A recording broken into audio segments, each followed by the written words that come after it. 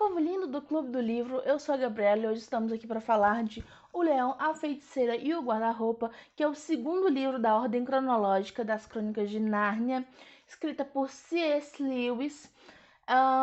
Esse livro aqui tem uma história muito bacana, não só esse como a saga. E a gente está fazendo aqui nosso clube de leitura na ordem cronológica, então se você está aí querendo participar e ainda não começou, dá tempo de ler o primeiro, o segundo, o terceiro, o quarto, o quinto e o sexto e sétimo para acompanhar aí o nosso clube de leitura, beleza? Bom, nós começamos aqui com 4 personagens principais: Pedro, Susana, Edmundo e Lúcia, 4 irmãos, 2 filhos de Adão e 2 filhos de Eva. Esse livro, essa história de Nárnia, ela é uma história muito religiosa. Esses livros aqui, ele escreveu muita coisa relacionada com teologia, tá? Ele era muito religioso. Então, é um jeito legal de ensinar os princípios religiosos para quem é religioso, tá? Para suas crianças, porque muitas crianças não gostam de ler Bíblia, não gostam porque é tudo muito sério. E criança, a gente sabe que não é séria. Por mais que a gente queira que elas sejam, elas não são crianças. Então, é um conto de fadas muito legal, mas que baseia ele muito bem os princípios, tá? Princípios que nós temos na religião cristã. Para quem aí é religioso, vale a pena ler e contar para as nossas crianças, beleza? O que acontece? Nós estamos aí num momento de guerra e a mãe dessas 4 crianças manda essas crianças para um tipo de fazenda, um lugar muito afastado, por causa do risco iminente de bombas, tá? E aí elas vão para casa desse professor. Se eu não me engano, o nome desse professor não é citado no livro, mas nada me tirou da cabeça que este professor era o Dígore. Quem lembra aí do primeiro livro, que é O Sobrinho do Mago, já disse, tá nos cards para você olhar. Clica lá depois desse vídeo. Nada me tirou da cabeça que ele é o Dígore, tá? Que cresceu, tomou suas próprias decisões, seu próprio caminho, viveu sua vida, envelheceu e virou o professor que é citado no segundo livro, tá? E aí, essas crianças passam a viver com esse professor, uma governanta e alguns empregados da casa, tá? Lá eles podiam fazer o que eles quisessem, não tinha regras, basicamente. A única coisa que a governanta falava para eles que era para não ficar no caminho deles quando a casa era visitada, porque lá era uma casa antiga, era um ponto turístico, assim, sabe? Todo mundo ia para lá para poder ver e descobrir o que tinha naquela casa, tá? Tinha armaduras, coisas assim muito antigas e, enfim. A única coisa que eles não podiam fazer era ficar no caminho da governanta enquanto ela fazia esse passeio, tá? Pela casa com os visitantes. E o que aconteceu? Um dia, os 4 estavam num dia de chuva, resolveram brincar de pique-esconde dentro de casa. E nessa correria, de contação e tal, a Lúcia resolveu se esconder dentro do guarda-roupa. Aquele mesmo guarda-roupa que é também citado no livro 1, que o Dígore, depois que ele cresceu, a árvore caiu e ele resolveu fazer um guarda-roupa. Então é esse guarda-roupa aí. E ela entra e se esconde lá. E nisso ela vai se esconder, assim, se chegando, né? Se arredando para trás. E ele vê que não tem fundo. Até que ela começa a se sentir sendo pinicada por um galinho. Mas, né? Como que vai ter galhos no guarda-roupa? E ela vai olhando, vai andando e vê que ali ela não está mais naquela sala vazia que o guarda-roupa vive. Ô, mosquitinho chato. Então, ela vai explorar e encontra o Senhor Túminos, não é mesmo? O Senhor Túminos que a gente já conhece muito bem do filme. É a mesma coisa, gente. O filme é muito fiel. Aí eles acrescentam algumas coisas, porque o livro ele é muito pequenininho, então no filme eles acabam acrescentando certas coisas. Mas assim, o livro ele é muito, o filme é muito fiel ao livro, tá? E aí o Sr. Túminos leva ela, dá chá pra ela, tenta fazer com que ela durma e tudo. Só que no final ele se arrepende de tudo que ele tá fazendo e conta pra ela que a feiticeira tá ali, ele tem que entregar ela pra feiticeira, e ele acaba ajudando ela a fugir. Então ela volta pro guarda-roupa, e do guarda-roupa ela volta pra sala vazia. Só que nisso ela ficou horas ali com o Sr. Túminos. Muito tempo mesmo. Tempo, gente, muito tempo. Muitas horas. E ela volta correndo para encontrar Susana, Lúcia e Edmundo. E ela fala, gente, eu estava num país de Nárnia dentro do guarda-roupa. E ninguém acredita. Aliás, eles ainda dão um certo crédito para ela e vão lá olhar. Só que quando eles vão lá olhar, não tinha nada. Tatearam o fundo do guarda-roupa, nada. Não tinha passagem, não tinha nada. Nem sequer uma passagem para um quarto oculto, nada. Não tinha nada. Então, eles foram fazer outra coisa da vida. E num certo dia,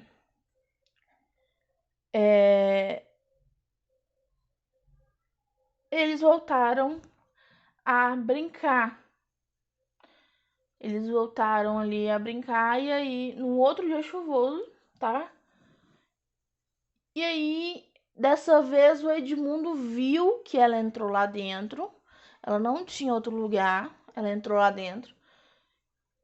E o Edmundo entra atrás, gente. O Edmundo é aquele cara babaca do livro, tá? O Edmundo é o cara babaca do livro, deste livro. E aí, ele vai para empurrar.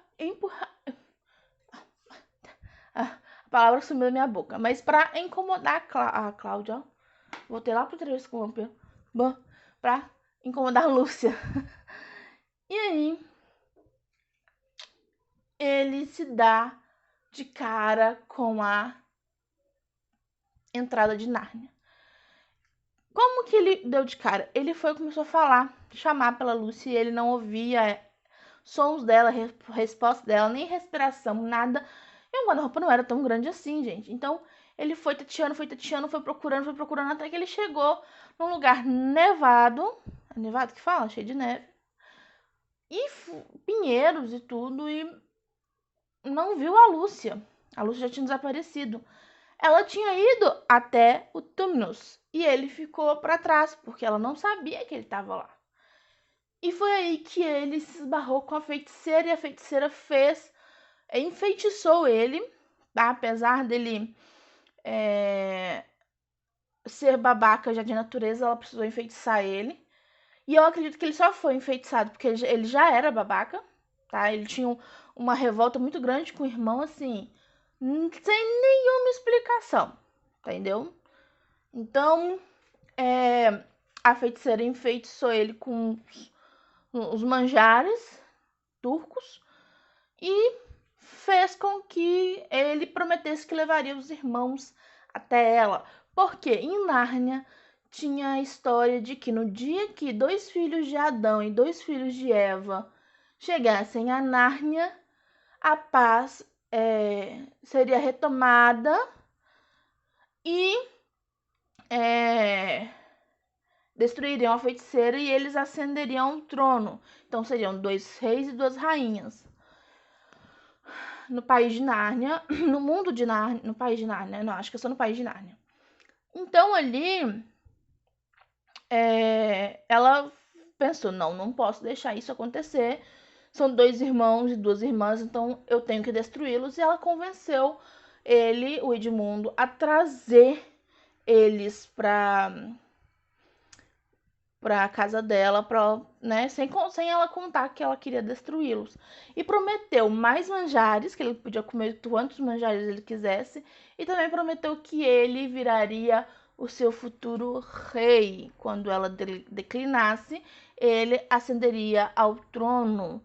Só que ele não sabe, né? Mas nós sabemos, que nós lemos O Sobrinho do Mago, ela comeu aquela maçã e não morreria nunca, se ela não fosse destruída, é claro, né? Então, ele ali acreditou que ele seria o futuro rei de Nárnia, do trono de Cair Paravel, não é isso? É. Então, ele volta para casa, a Lúcia volta para casa, e a Lúcia fica toda contente porque o Edmundo viu o país de Nárnia, ele viu, ele também entrou no guarda-roupa, né? E seria a prova que ela precisava, né? Porque ela falou uma vez, ninguém viu, ela mesma falou, não tem como contestar o que eles estão vendo porque não tem nada. E tinha quando eu entrei. E nisso a Lúcia tinha começado a duvidar dela mesma, tá, gente?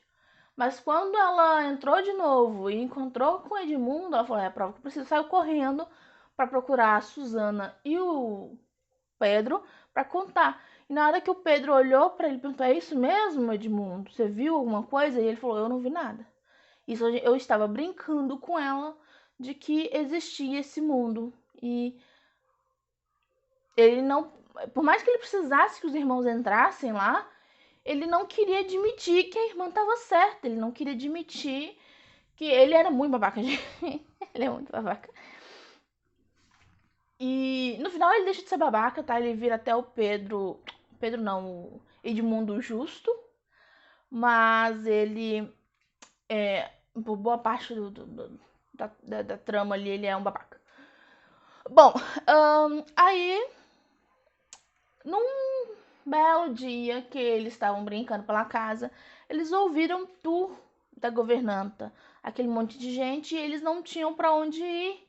Eles estavam meio que presos ali. E eles não poderiam ficar no caminho. Não poderiam mesmo ficar no caminho. E eles fizeram o quê? Quase ninguém entra nesse quarto, vamos nos esconder dentro do guarda-roupa. E entraram e se esconderam todo mundo dentro do guarda-roupa. E foi aí que todo mundo conheceu Nárnia, certo? Bom, Pedro ficou muito bravo com Edmundo porque ele mentiu. Susana ficou muito medrosa e a Lúcia ficou extremamente feliz. E o Edmundo falou, fudeu, e agora? Como eu vou... falei palavrão, mas enfim. Como é que eu vou fazer pra levar todos eles pra casa da rainha? Né? Então, eles acabam sendo encontrados pelo Castor, vão pra casa do Castor, o Castor conversa com eles, explica tudo que tá acontecendo, explica que eles têm que encontrar com Aslan. E o Edmundo escuta tudo isso e ele fala, tá, já que eu não tenho como levá-los, porque eles estão bravos comigo, o que eu vou fazer? Eu vou lá e vou contar tudo pra rainha. E foi o que ele fez, ele fugiu, ninguém viu que ele saiu, e ele foi até a rainha e contou tudo isso pra rainha. E assim que a rainha viu que ele estava lá sozinho, pronto, ele virou um escravo, ele já não era mais uma pessoa que valia muita coisa pra ele, só como isca. Então, todo o trajeto que a rainha teve para chegar até o leão, o menino foi amarrado e ele teve que andar, tá, gente? Muito, muito, assim. Ele foi arrastado, ele foi empurrado, ele não teve conforto nenhum, nenhum. Mas que merecido para ele aprender a lição. Foi assim que ele aprendeu que a rainha não era coisa boa, tá, gente? Então, foi merecido mesmo, porque se precisou disso tudo para ele aprender que a rainha não era coisa boa, convenhamos. Bom, então, nisso, ele é liberto pelo exército de Aslan, que foi atrás, né, foi procurar. Quando a gente grava pelo celular, dá uns barulhos estranhos, né? Mas fazer o quê? Bom, Continuamos. E aí ele é liberto e ele é levado para conversar com Aslan. E nisso, logo depois, chega a nossa odiadíssima rainha, né, de gelo, do inverno, sei lá como que ela era chamada, e vai conversar com Aslan. Qual que é a conversa? Ele tem uma lei em Aslan, em Aslan não, em Nárnia, no mundo de Nárnia, que é uma lei mágica, da magia, e não sei o que todo traidor pertencia à rainha de gelo, à feiticeira, e que ela tinha direito de matá-lo na pedra que é tão citada, né, no livro. E aí ela exigia o menino, o Edmundo, e Aslan não podia negar isso a ela, mas convidou ela para ter uma conversa reclusa. E nisso, qual que foi o combinado ali, que ninguém mais ficou sabendo, só quando aconteceu, é que Aslan se colocaria no lugar do Edmundo. Então, quem a rainha mataria na pedra não seria Edmundo, seria ele, Aslan, o leão. E a rainha falou: se eu matar o leão, ele não vai ter quem proteja o menino, eu vou matar o menino e todos os outros meninos também, e vou vencer. E ela aceitou. Então, chega naquela noite, antes de chegar aquela noite, Aslan muda todo mundo de lugar, porque eles estavam acampados no lugar da pedra, né? Então, eles mudam de lugar e à noite ele vai até a pedra para ser morto, na companhia de Lúcia e Susana, porque as duas seguiram o Aslan de início. E depois ele falou: tá, vai ser muito bom a companhia, estou me sentindo muito sozinho, muito triste. Então elas acompanharam ele até um certo ponto que ele falou: daqui vocês não passam. Beleza, elas ficaram ali, não importa o que acontecer, elas não poderiam sair dali. E elas viram todo o processo de morte do Aslan, tá, gente? E também a ressurreição, porque elas ficaram com ele até ali, o início da manhã, o tempo todo, e elas viram ele ressuscitar e tal. E aí que acontece essa cena da capa, que antes de ler, eu não entendia por que essa cena. Mas é a cena em que ele volta à vida e as duas brincam com ele rolando pela grama e tudo. Muito bonitinha a cena, pra falar a verdade. Antes eu falava, não tem sentido, por que elas vão estar brincando com o leão? Tem sim, todo sentido, porque é isso que acontece no livro.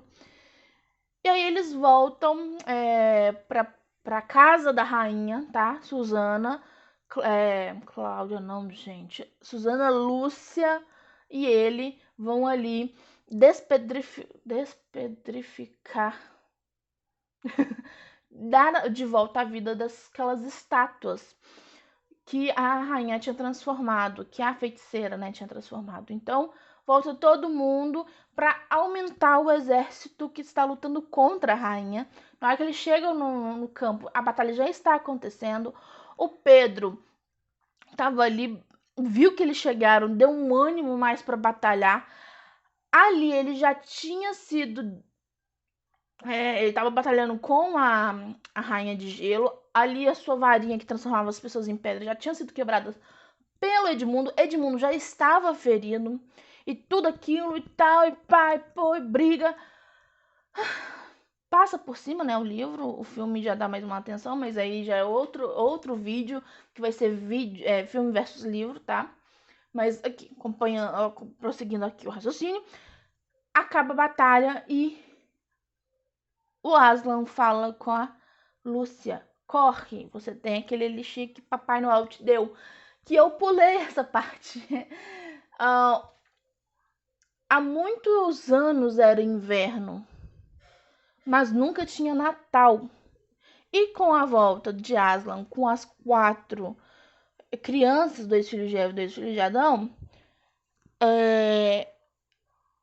o Papai Noel voltou. A esperança voltou.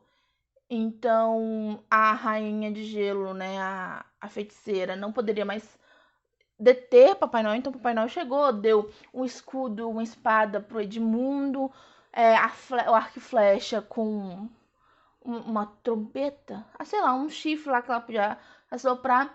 E pra Lúcia uma adaguinha pequitinha assim, uma adaga e uma poção que apenas uma gota poderia reviver uma pessoa, meio reviver não, desculpa, poderia sarar ali qualquer ferida. Então, né, nesse momento em que tava Edmundo pro lado, indo pra feiticeira, lá atrás, e eles indo com o castor pra pedra, tá, gente? Tá, e nisso ela salva o irmão e também os outros feridos da batalha, e Aslan despetrifica os demais que já tinham, antes da varinha ser quebrada da feiticeira, ela tinha petrificado. E ali nós finalizamos o livro com a ascensão ao trono dos 4, tá? Os 2 filhos de Adão e as 2 filhas de Eva. Deixa eu ver se eu encontro aqui. Gente, eu esqueço de marcar. Eu não tô acostumada a ler o livro para poder comentar ele, né? De forma tão detalhada. Mas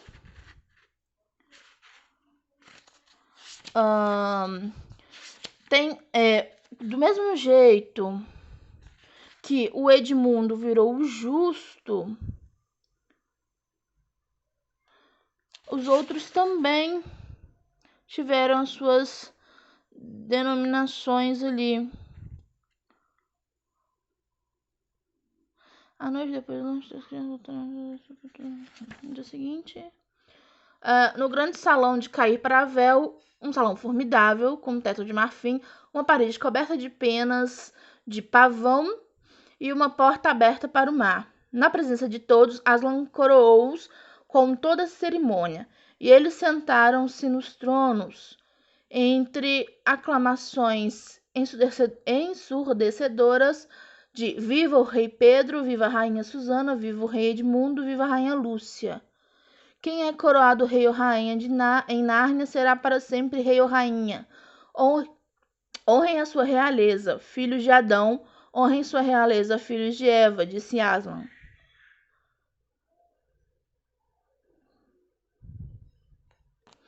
Assim as crianças ocuparam seus tronos, empunharam seus cetros e concederam recompensas e honrarias a todos os amigos.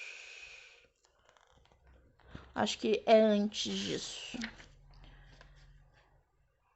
Não.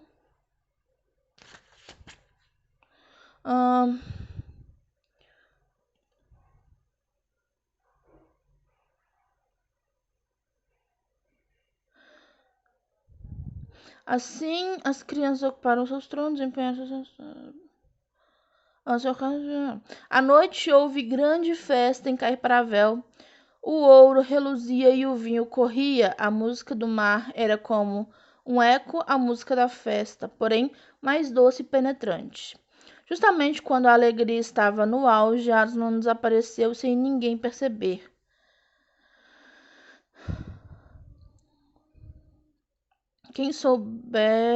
Quando souberam disso, os reis e as rainhas não fizeram comentários. O seu castor já tinha avisado. Ele há de vir e há de ir. Num dia poderão vê-lo. Como ver... Gente, eu vou achar. Pera aí, o vídeo tá ficando longo, né? Vou dar uma pausa, pera aí. Achei, gente. Na página 175 do volume, né, dos volumes separados, no final tá assim: Pedro ficou um homem alto e parrudo. Foi chamado de Pedro, o Magnífico. Susana virou uma mulher alta e esbelta, de cabelos negros que chegavam quase aos pés. Foi chamada Susana, a Gentil. Edmundo era mais grave e calado do que Pedro, muito sábio nos conselhos de estado, e foi chamado de Edmundo o Justo. Lúcia, esta continuou sempre com os mesmos cabelos dourados e a mesma alegria, e todos os príncipes desejavam que ela fosse a sua rainha, e foi chamada de Lúcia, a destemida. Fiquei horas procurando isso aqui porque eu tava lendo tão rápido que eu tava engolindo. Bom, horas não, né, gente? Minutos. Ali falou de outros príncipes que queriam ela. Gente, no livro 1, Aslan falou com o rei e a rainha que ele tinha colocado ali, que também eram filhos de Adão e Eva, que procriassem e espalhassem suas proles em todo o mundo de Nárnia. Existe o país de Nárnia, existe o mundo de Nárnia. É mais ou menos como São Paulo, que tem São Paulo, estado de São Paulo, a capital cidade, né? E enfim, é só um exemplo. Então existe o mundo de Nárnia e o mundo de Nárnia e o país de Nárnia, tá? Até aqui, certinho? Então, a rainha de gelo, feiticeira, tomou o país de Nárnia, mas os outros países ela não, acredito que ela não tenha chegado lá. Então, os filhos de Adão e Eva, se tiveram outros filhos e se proliferaram, né? Enfim, tomaram seus postos ali como reis, rainhas de cada país, bonitinho, do jeito que elas não tinham falado lá no primeiro livro. E assim nós terminamos, tá? Os 4 crescem no país de Nárnia, esquecem o que tinha vivido antes do país de Nárnia, eles esquecem que eles não eram de Nárnia, que eles vieram de um outro lugar. E numa caçada eles viram aquela lanterna lá, né? Lamparina acesa, foram retomando os sentimentos e foram entrando assim. Na hora que eles viram, eles pum, caíram para fora do guarda-roupa e lembraram de tudo. E numa conversa com o professor, eles viram que é melhor deixar aquilo entre eles, né? Então eu fico por aqui, voltamos no próximo livro de Nárnia. Você já leia para poder discutir com a gente. E não se esqueça de se inscrever no canal se você está gostando dos vídeos. Dá uma vasculhada no canal porque tem muita coisa bacana. Eu vou deixar aqui na tela uma playlist e um vídeo para vocês clicarem e conhecer nossos temas, nossas coisas, nossos livros. E ficou por aqui. Até a próxima. Fui.